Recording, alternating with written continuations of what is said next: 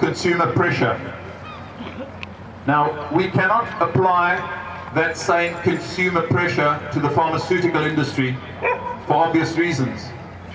Because for cosmetics, we can choose between cruelty-free and animal-tested. You can't do that for medical drugs.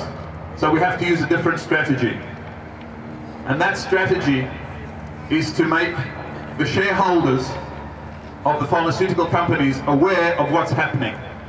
So we have to name and shame the pharmaceutical industry for using 65-year-old laws to justify their use of rats, dogs, monkeys. There is no excuse today. We have the science to replace animal testing. And don't be fooled if they say to you, we don't yet have the science to replace the use of dogs or mice or rats. Because thanks to Botox, Botox is the most potent toxin known to science. Okay, it's botulinum toxin. There's nothing more poisonous than that in the world. Now, thanks to consumer pressure, the American manufacturer of Botox has developed a completely animal-free testing method. So if they can do that for the most toxic substance in the world, how much easier is it to do for drugs that are a lot less toxic than that? So there's no excuse for animal abuse. Dogs in Harlan and Green Hill and other places, I've seen video footage. Those animals are cage mad. They are psychologically damaged. If you look at the 5 freedoms, the 5 basic freedoms that the RSPCA and most other animal welfare organizers advocate, well, 3 out of those 5 are denied to those beagles. 3 out of the 5. So that is unacceptable purely from an animal welfare point of view. So those dogs are driven mad even before they go to the laboratory. Now, the pharmaceutical industry, by law, has to test drugs on a rodent and a non-rodent species. The rodent species is usually a rat.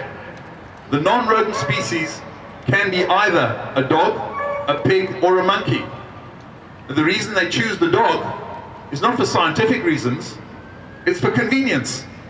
You try and shove a tube down the throat of a monkey or a pig with no anesthetic and no painkillers. Only a beagle will allow you to do that. So that is the reason the pharmaceutical industry use beagles.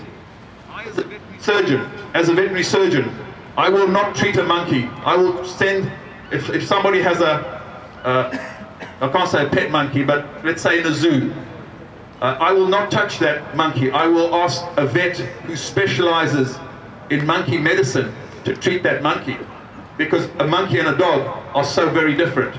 I feel comfortable treating dogs and cats because that's what I've done for 25 or 30 years. So there's a huge world of difference between dogs, how dogs and monkeys respond to drugs, and how dogs, monkeys, and people respond to drugs. So the strategy in the UK, because of the system, because of the establishment, because of the oppression, we can't rely on the fantastic judges that the Italians have. Okay, so our strategy in this country has to be to raise the awareness of stakeholders, of shareholders in the pharmaceutical industry.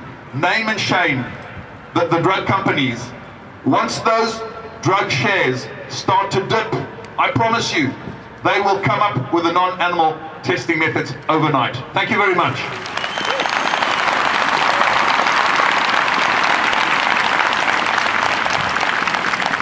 Thank you very much, Menache there.